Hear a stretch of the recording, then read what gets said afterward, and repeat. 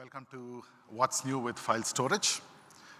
My name is Prashant Bangle, and I lead the FSx Managed NAS set of services for AWS.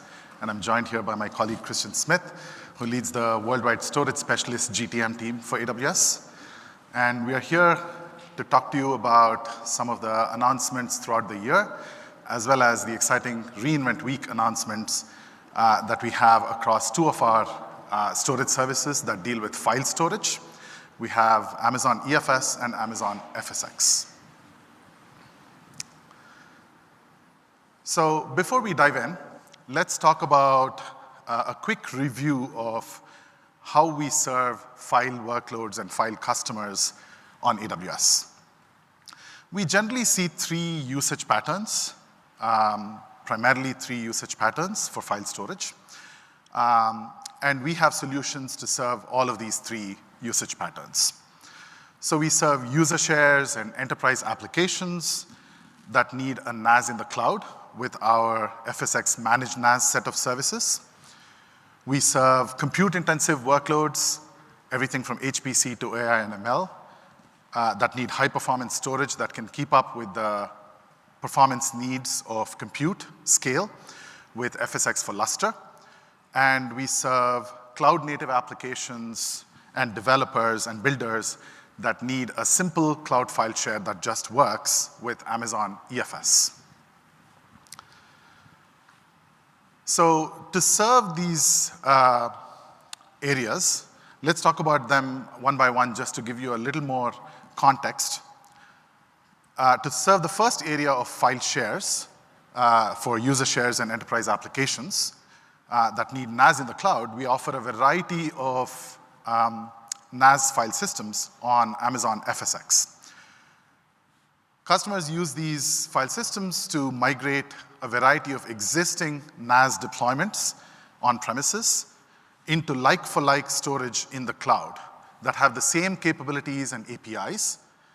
So having a like-for-like NetApp ONTAP deployment or a Windows file server setup or a ZFS or a Linux file server setup on AWS means that customers don't need to re-architect their applications or retrain their users, recertify workloads, or re-architect their workflows and processes. To serve the second area of massively parallel compute-intensive workloads, we offer Amazon FSx for Lustre. It's built on the world's most popular high-performance file system, Lustre, to provide fast, simple, cost-effective storage that can keep up with the demanding needs of compute scale that keeps growing and growing. FSx for Lustre can scale out to enormous levels of performance while maintaining sub-millisecond latencies. That means that you can mount hundreds of thousands of compute cores to a single file system and serve storage to that compute scale. FSx for Lustre is used in a variety of high-performance computing use cases, everything from oil and gas simulations to financial analytics to the more modern machine learning and AI workloads, including generative AI model training and fine-tuning. FSx for Lustre also has a capability that allows customers to easily connect it to their existing data in S3. And then to serve the third area, we offer Amazon EFS. This is really about offering storage that just works for customers like developers and builders that really don't want to have to worry about configuring storage, about knobs, and about how much storage to provision, how much performance to provision, how to configure it, all of those things. So it's storage that just works, performance that just works, and it provides modern integrations with everything from compute instances to containers to serverless functions. And then it offers cost-optimized storage with automatic tiering and a bunch of low-cost tiers and so on. So across these three areas, since we were here together at last reInvent, we have had more than 20 feature launches leading up to this year's reInvent. This week, we are launching another 6 capabilities. And so this view should give you a sense for our pace of innovation. It basically translates to roughly one launch every 2 weeks on average. I can't wait to walk you through some of these capabilities today. We, of course, won't be able to go through all of them, and we'll dive into several that I hope will be helpful for you as you learn about our file storage offerings. So we are committed to making continuous investments in 3 areas that we have learned matter the most to customers in the file workload area. These are basically on managing data sprawl, which is really talking about as data grows in scale, customers need to be able to manage all of this data, manage the growth, manage the costs, and manage the resilience of that growing data set. And so that's the first area of managing data sprawl. The second area is about performance scalability.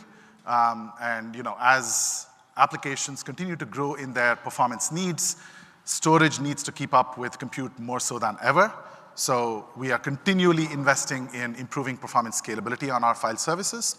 And then the last area, last but not the least, is resilience. This is really focusing on how can we take more and more of the ensuring resilience, ensuring compliance, ensuring high availability, all of those things away from customers' hands and do that automatically just built in for customers. So let's dive right into the first area of managing data sprawl. So as I mentioned earlier, we built FSx to offer a variety of file services to offer like-for-like NAS capabilities relative to what customers run on premises for their network-attached storage.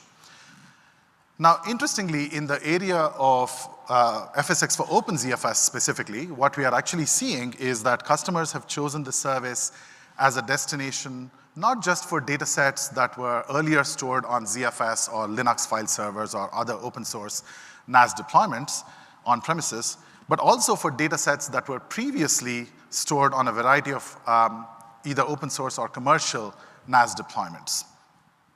The reasons customers tell us they picked FSx for OpenZFS for their workload needs fall into roughly these 3 categories. First, OpenZFS offers an extensive set of NAS capabilities, everything from snapshots to cloning to compression to replication. And these are all critical for customers to meet their enterprise application needs, their compliance needs, and so on and so forth. They've found that whatever they were doing with alternative deployments on premises, they are able to do on FSx for OpenZFS because of the critical mass of NAS capabilities that it offers. Second, some of these customers tell us they need really high performance in terms of the lowest possible latencies, really high throughput, really high IOPS, and so on. And OpenZFS was actually purpose-built for high performance, keeping high performance in mind. And so what that means is it provides a few hundreds of microseconds in terms of latencies. It provides up to 20 gigabytes per second of throughput. It provides 1 million IOPS and so on. And then the last area here is about licensing costs. Because OpenZFS is open source, it offers 30% plus better price performance relative to commercially licensed offerings. So for these 3 reasons, FSx for OpenZFS is being deployed more broadly than just like-for-like migrations. Now, we've seen customers deploy a broad range of high-performance applications thus far on all SSD storage, all flash storage that we offer on FSx for OpenZFS. This varies from database workloads like Oracle and PostgreSQL and so on, to game development and streaming with customers like Vela Games doing game development with Perforce, to media and entertainment with like video streaming, special effects rendering, and so on. There's a broad range here of performance-intensive applications that can benefit from all-flash storage.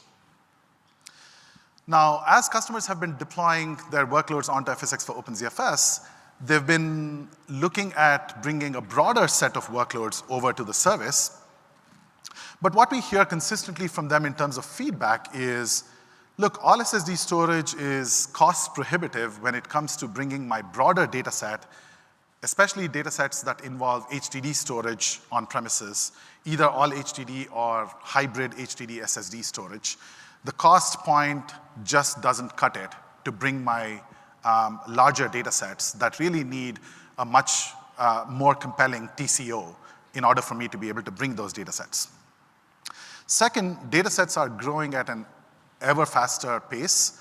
This is for a few different reasons. Customers are finding new ways to make use of their data, finding new ways to process their data using everything from the latest generative AI and machine learning applications to data analytics and visualization and so on.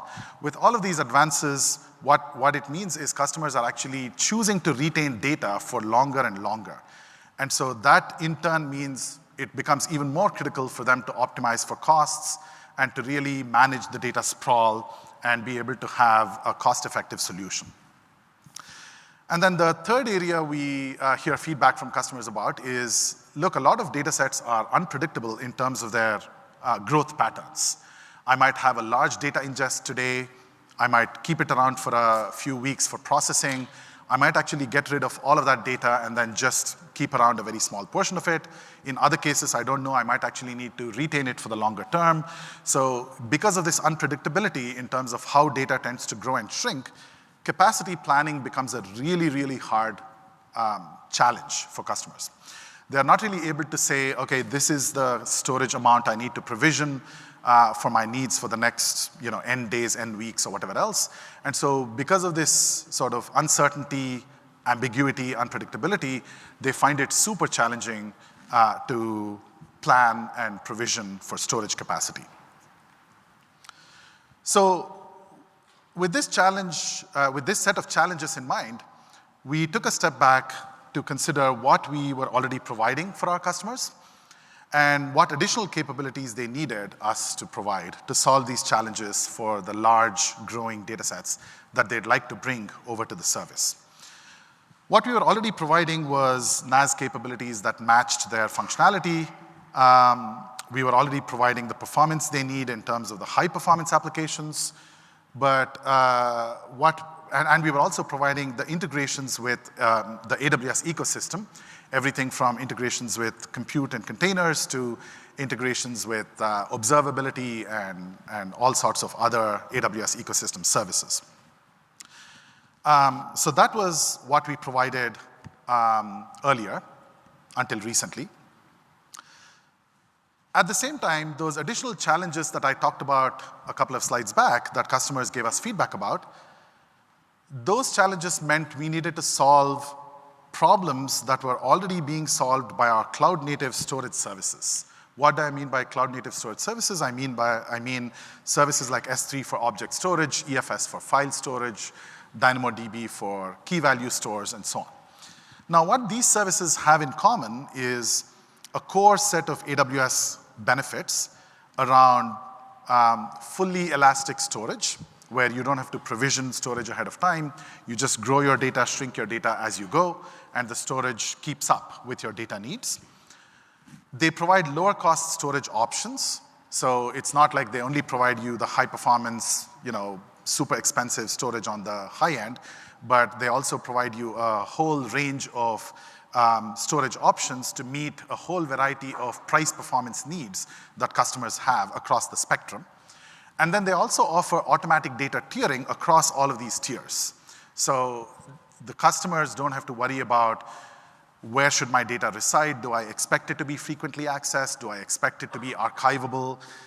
Without all of those worries needing to be taken care of, the services automatically take care of automatically identifying data that is cold, moving data that is cold, and then removing it to the hot storage as and when it becomes frequently accessed.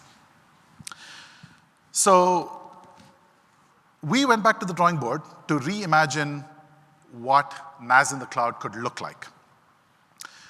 We said, wouldn't it be great if customers get the best of both worlds in terms of getting all of the native NAS capabilities that they are used to for their workloads, applications, and users, and at the same time benefit from these core AWS benefits that we offer on our cloud-native storage services, like I talked about. So that's exactly what we set out to achieve with our new offering that we are launching this re:Invent. I'm excited to announce the launch of a new storage class available starting 2 days back on Amazon FSx for OpenZFS. It's called FSx Intelligent Tiering Storage Class. It combines the familiarity of NAS with full elasticity and intelligent tiering. As with Amazon S3 storage, the new storage class provides fully elastic storage, meaning that the storage grows and shrinks to fit your data set as you add and delete files. As with S3 intelligent tiering, this new storage class automatically tiers data back and forth between the frequently accessed tier and the infrequently accessed and the archive tier. And it is designed to deliver optimal cost and price performance for NAS datasets, enabling you to bring much broader sets of workloads and datasets, including your largest datasets, onto the cloud, and to benefit from the data being on the cloud, to be able to do more with your data using all of the AWS breadth and depth of capabilities. So just a little bit more about the FSx Intelligent Tiering Storage class. The new storage class comes with 3 tiers: frequent access, infrequent access, and archive instant access. Again, very similar if you have already used S3 Intelligent Tiering. It offers the 2 lower cost tiers for colder data, but all data, irrespective of where the data is in, is always instantly retrievable, instantly accessible. The latency is tens of milliseconds, first byte latency on any of these tiers.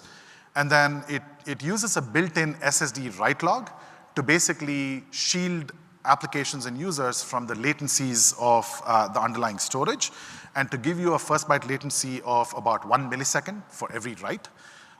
So all writes are basically fast writes using this SSD write log. And it offers an optional SSD read cache to provide low latency reads of frequently accessed data for latency sensitive or IOPS intensive workloads. And this optional SSD read cache, if your application is not one that can benefit from cache access, then you can choose not to have a cache at all. If your application can benefit from it, you can choose to use the default that the service automatically picks for you based on the throughput capacity you pick. Or you can customize it if you already know what your active working set looks like and how your cache should be sized. So the pricing is actually the same as S3 Intelligent Tiering. This is a really important benefit that we are super excited to share with you about. For data stored, you pay per gigabyte per month, depending on which tier the data is in. The prices on the screen here are for the US East 1 region. If you're used to S3 Intelligent Tiering, these numbers will already look familiar to you. They're exactly the same as S3. You also pay a small fee for the monitoring and automation that is responsible to automatically tier your data back and forth. And in this case, you're paying the monitoring and automation charge per gigabyte per month. Instead of on S3, you would pay it per object, for example. That's the one difference in terms of the dimension. And then when it comes to accessing your data, historically on FSx, you would provision a specific amount of IOPS for your SSD storage, as you might already be familiar with if you've used the service. But with intelligent tiering, this is another place that we have really gone in and made the experience elastic for you, where basically you're not provisioning a certain number of IOPS or IO activity ahead of time. And this storage performs the read requests and write requests as you go. You can perform as many as your workload needs, up to the limits that the file system supports. And you pay per read request and per write request on a fully elastic basis. So let's move on to our launches in the area of performance scalability, and I'll ask Christian to continue. Hello, there we go. Good morning. My name is Christian Smith. I run the worldwide go-to-market team for file storage. Just an icebreaker, I've been doing file storage for about 22 years, and to add insult to injury, this morning I got a Black Friday deal asking if I wanted to join AARP now. So that tells you how long I've been doing this. For those that don't know AARP, it's about being a certain age and you get certain senior citizen discounts. But I hope I'm not that old. But let's go talk about some of our performance scalability announcements. This is going to be some pretty exciting stuff that we're doing. Is anybody in here doing any high performance compute or machine learning, like using a lot of our higher memory instances overall or our GPU instances? Cool. Right, so Prash already talked about what is FSX for Lustre. So FSX for Lustre is our scale out, highly parallelized file system to serve high performance needs of scalable compute. So we look at it as a scale-out file system that can support thousands of gigabytes per second of throughput. It can support millions of IOPS, all while doing it at sub-millisecond latencies. And Prash already talked about a lot of the use cases. Like, we serve a lot of common use cases around FSX for Lustre, and having that attachment to an S3 bucket just continues to extend the usage of your data that you may have residing in S3 bucket to be able to accelerate that data and the processing of that data for the scale of compute. Now, while we cover a lot of use cases with FSX for Lustre, and we see more and more customers coming to AWS to use Lustre to scale out their applications, to run HPC applications, to get access to the compute that we offer, there's a class of HPC applications that are we call metadata intensive. And basically, metadata-intensive workloads is about how do you access the data about the data. So it's things like file creates. It's things like reading the metadata or reading the data about the data, like files and directories. And there's a class of applications, and it's a smaller class of applications, that are aligned to these metadata-intensive workloads that, until now, have had some challenges running in AWS. And so the reason why they've had these challenges is when we provision metadata resources, or we call metadata IOPS, it's proportional to the capacity of storage allocated, which means that if you have some of these metadata-intensive workloads, like computational chemistry, or ML research, where you're dealing with millions to billions of small files that people are working on, or you're dealing with some of the visual simulation stuff and weather, these workloads would run into this challenge that you either ran out of metadata IOPS and your GPUs or CPUs kind of starved, which means longer run times, or you had to over-provision storage in order to scale up the metadata IOPS associated with what you need. And so this is an announcement we had in the middle of the year, but it's such an important announcement, we want to just bring it to everybody to make sure they're aware of it, which is we now have the ability to provision or decouple metadata IOPS provisioning from storage allocation, which allows you to achieve up to a 15x higher IOPS on metadata over previous versions of what we have today. This feature, if you know Lustre, it's built on a feature called distributed namespace, or DNE.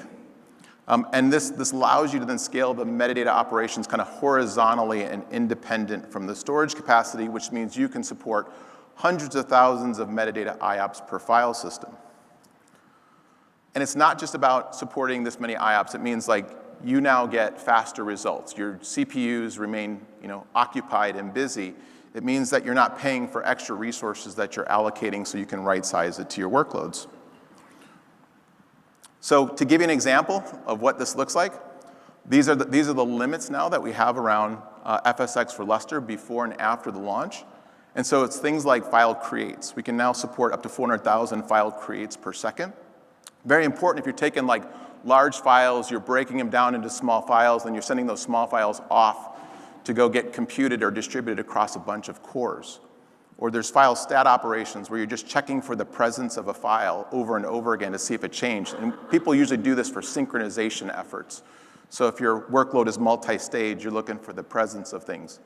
Or file read operations, which is now at 300,000 file metadata read operations per second, which is a 7x improvement, is the ability to read the metadata of files and folders, looking for changes in the file system. Again, part of that synchronization and coordination across a highly distributed compute environment. Now, moving on, Gen AI storage is a lot like HPC. The difference is you're talking about thousands of GPU instances to do machine learning training, to do fine tuning, to create your next LLM that you're going to take over the world with. Now, the big thing about these HPC workloads is that they need very low latency because the data patterns look like you're reading data sets many times over and over and over again. And at the same time as you're going through this training run, you're writing checkpoints back to storage across all your GPU instances. This is where FSx for Lustre with its shared storage with FSx for Lustre is really important to have that data available across all these nodes and keep up with the speed of what the GPUs need to keep them optimized at full scale. And this is like GPUs are really expensive. And so when you talk about idle time on GPUs, that's real dollars, that's longer training runs, that's less iterations. This is why if you look at the people that are doing fine tuning today, most, if not all of them, are using Lustre in some form or way to saturate their GPUs to drive time to results. Now, the however is GPUs are getting faster. And we see this with some of our new advanced computing options like our P4Ds, our Trainium 1s, our Trainium 2s were just announced GA today, our P5s, our C6s. They just have ever more increasing demands on data and data throughput. And we don't want storage to be the bottleneck and to have it reduce the amount of training times or elongate training times. You want to have maximum usability of these systems. And so today at reInvent, we are announcing 2 new acceleration features. The first is support for Elastic Fabric Adapter. The second is for NVIDIA GPU Direct. And these 2 features accelerate per instance throughput by up to 12x. So this makes FSx for Lustre now the fastest storage performance for GPU instances in the cloud so that you can complete your AI ML training jobs faster and reduce your workload costs.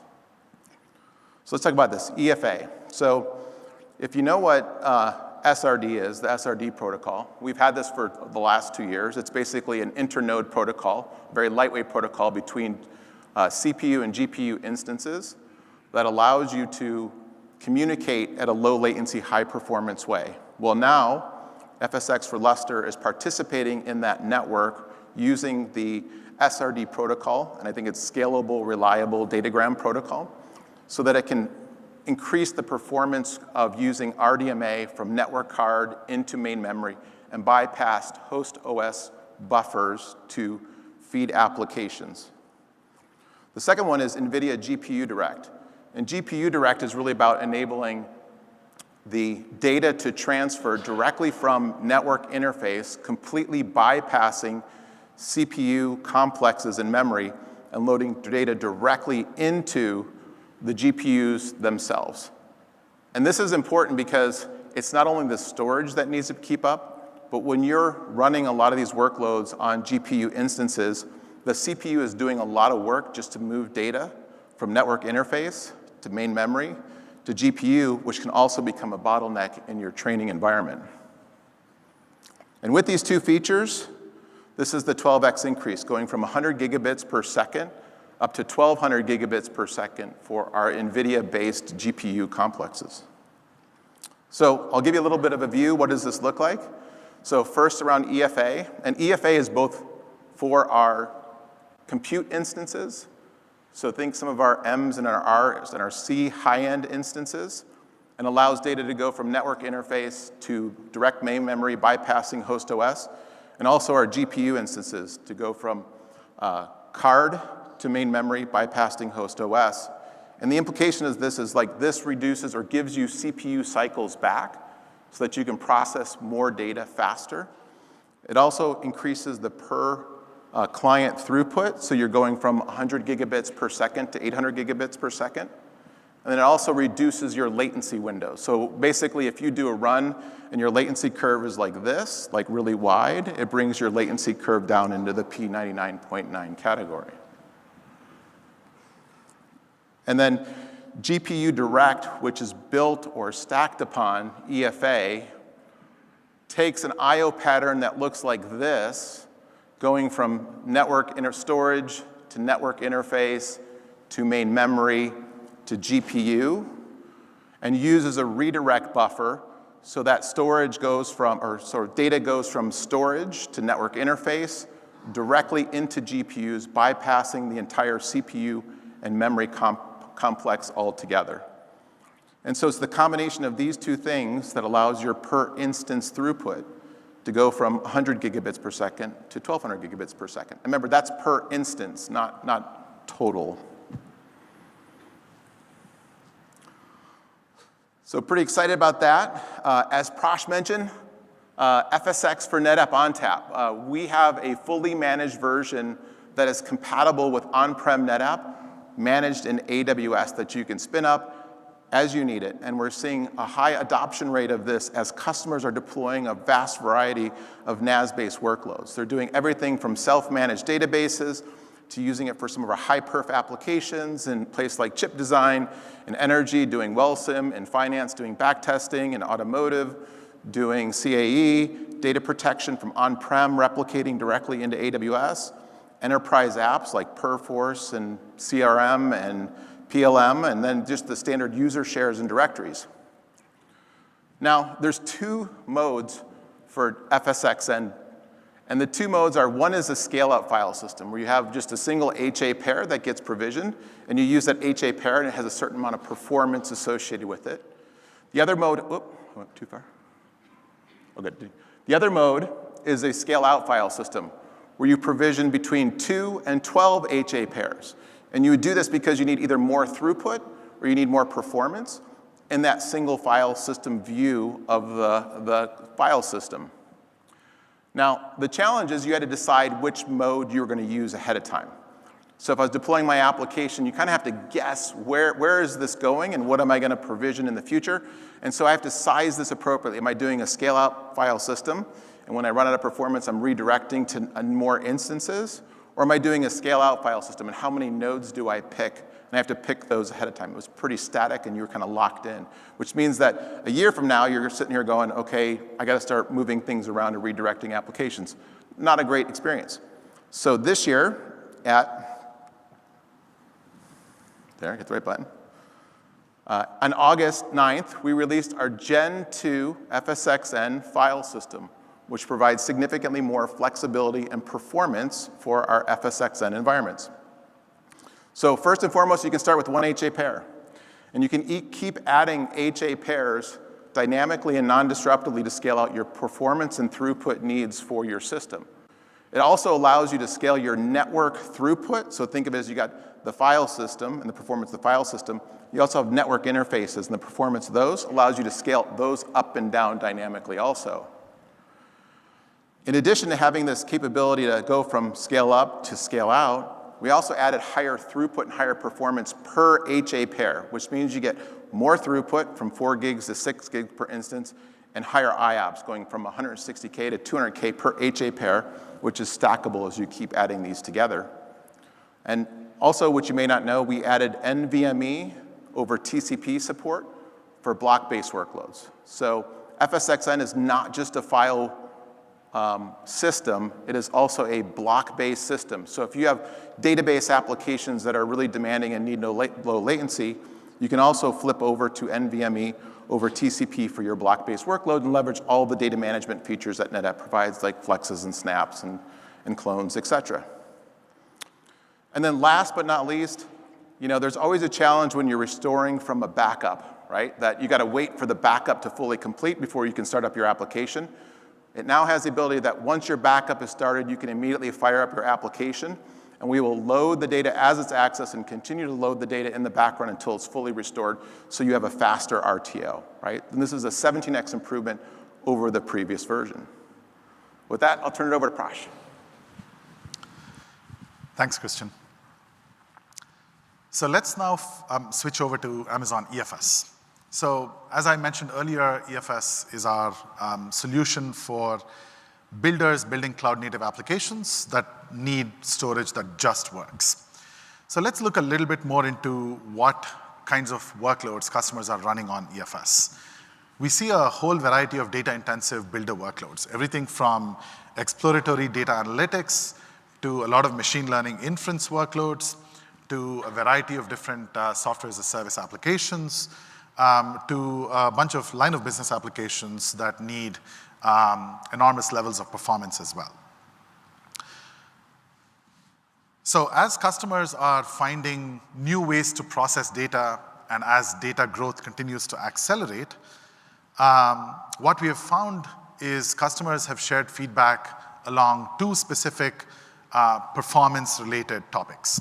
One is sizing application performance using a certain level of provisioned throughput becomes really challenging as data grows and as your applications become more demanding in terms of performance needs, because it's really hard for you to plan for and provision throughput ahead of time.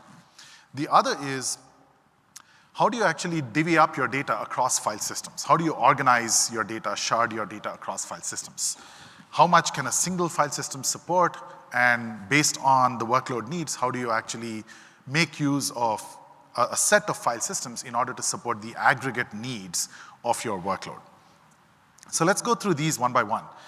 So the first part of traditional performance planning being hard is provisioning being hard. So what we mean by that is there's the provision level of throughput, and then there's the actual activity that your workload drives. Now, the first problem tends to be that you might actually have workload activity spike up beyond the provisioned level of throughput. And in that case, you would have ended up under provisioning throughput capacity, and so your workload gets throttled. So this leads to slower time to results. This leads to extended use of expensive compute instances that you might be using because they are stalled on I/O waits. So it's really not a good experience, and you would want to avoid workload throttling. The second is you might actually have activity always remain way lower than your provisioned level. In this case, you're paying for idle, underutilized resources because you've ended up over-provisioning throughput. And then across both of these cases, management and configuration is always hard. It's hard to sort of monitor for these things and make sure you're adjusting the provisioned throughput level appropriately and so on. So that was one problem we heard significantly from customers. And the other problem on performance planning we heard from customers about was around this notion of how much scalability does a single file system support versus how do I organize my data.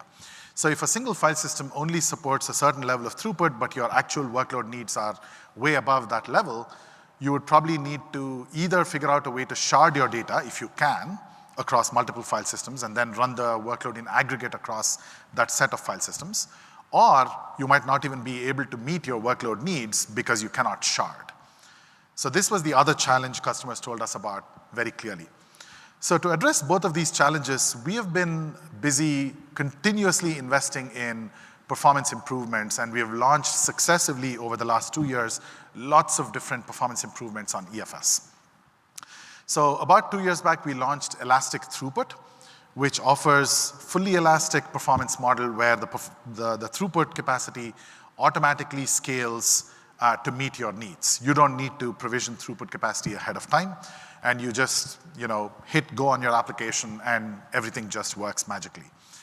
This eliminates the need for any performance planning ahead of time, and you end up paying only for what you use. So it's both easier and more cost efficient in that way. And then in terms of the scalability per file system limits, we have been investing in lots of different improvements individually over time, both on the read throughput side as well as the write throughput side, as well as read IOPS and write IOPS across all of those. I provide the read examples here just as a reference point. We were at about 3 gigabytes per second roughly 2 years back, and we've improved to 30 gigabytes per second at this point, up to recently. And then we used to be at 35,000 IOPS, and we have improved all the way up to 250,000 read IOPS. So what that shows you is we have improved scalability by roughly 10x over the last 2 years. And then we are not stopping there. I'm excited to announce that as of this week, we are launching yet another set of significant needle-moving performance improvements on EFS. We are announcing 10x higher read IOPS, improving from 250,000 per file system to 2.5 million IOPS. 20x higher write IOPS, improving from 25,000 per file system to 500,000 per file system. And we also recently, just a couple of weeks back, launched 2x higher read throughput from 30 to 60 gigabytes per second. And as I mentioned earlier, elastic throughput allows you to automatically scale performance to meet your needs and pay for what you use. And combined across these two things, what this set of improvements translates to is customers no longer have to worry about performance planning or staying within scalability limits for the vast, vast majority of workloads out there. These levels, these performance levels, are staggeringly high, and they are at a level where we are confident that the vast, vast majority of workloads, customers don't even need to think or worry about performance. So let's move to the third area that we are investing in of resilience, and Christian will continue for us. Am I on? Oh, great. So last area is talk about resilience, because nobody wants more resilient anything, right? They just want their data and applications not protected. Actually, this is a common theme, which is customers are always asking for new ways that they can protect their data and their application. And so let's walk through some of these announcements that we have in the area of resiliency and show you there's different ways now to protect your data against various kind of threats and actors and do it in a cost-effective way. So the first area is what Prash talked about with FSx for OpenZFS and intelligent tiering. Really excited about this kind of fully elastic way to manage the large bulk data. What I'm going to talk about here is more the performance option, which is the SSD low latency environment. And so FSx for OpenZ in the high perf configuration has two different views. There's the single AZ, which is a single file server with storage. And then there's a multi-AZ HA solution, which is a primary standby file servers with data that is synchronously replicated between the two AZs. Now, while the multi-AZ HA mode meets the needs of most HA workloads, it does have kind of two side effects. One is that it is higher latency because you're doing this inter-AZ replication of data, and it has higher storage costs because you're paying for 2x the copies of data. And so customers have come to us and said, hey, we really would like an HA version, but I want it at the low latency and kind of a lower storage cost point for these high performance workloads. And so again, on August 9th, we had a theme on August 9th of releasing a lot of different storage features. We released our FSx for OpenZFS single AZ HA deployment mode. And so with this launch, we now have an HA pair of file servers, primary standby, connected to a single set of storage. And this is a zonal deployment. And so there's no mirroring of AZs, there's no double copy of data here. And so this means you get the performance, that similar performance to our single AZ non-HA version, or the exact same performance, and you get it at the sub-millisecond latencies, including for writes. And so this is really important for customers that really need that high availability, low latency workloads. And some examples is like in chip design, this is an example, or source code control. Think of these as like millions to billions of small files. We're also seeing customers that are deploying zonal databases, self-managed databases, looking to take advantage of this type of workload. The other use case is around reducing cost, right? Where you don't necessarily need that multi-AZ resiliency for your data sets. And it could be because it's derivative data or it's recreatable data, meaning it's like analytic data. It's a copy of some data that's stored in S3 somewhere. And this is kind of common in the analytics and ML use cases. So we're excited to see customers using more and more high performance workloads in these single AZs and satisfy a certain price performance workload. Now, our next two announcements are really about creating more data redundancy and creating disaster recovery. And we keep seeing increasing demands for things like business continuity and disaster recovery. And on top of that, there's a lot of compliance, and there's a lot of compliance requirements and kind of regulated spaces that are coming in that demonstrate different ways that you're protected against threat actors, malicious and non-malicious users, against accounts that get compromised, that kind of area, so that you don't end up with not being able to resume or copy your data, which means we're driving towards sort of isolated copies of data with different permission models in different regions and or separate AWS accounts. So the first announcement was again in August. It's called logically air-gapped vaults for EFS backup. So logically air-gapped vaults, or lag vaults, are executed through AWS backup. And what these are immutable backup copies of your data that are fully locked. So even the backup administrator can't come in and delete backup copies until the expiration of those backups happen. And they're physically isolated from your account itself, and they're encrypted using AWS backup keys. So the nice part about these backup vaults, or these lag vaults, is because they're kind of in the account but not in the account, they're kind of separated from the account with different kind of permissioning and resources. You can share these vaults between different accounts through AWS Resource Access Manager, and then there's like a 2 of 3 authentication to go restore these. And then the second part of that is you don't have to restore the data back into the same account again and then copy it over to where you want to copy it to. You can go stand up a clean room almost, back up that data or restore that data into that account, and if you need to do some additional interrogation on the data, you can go do that.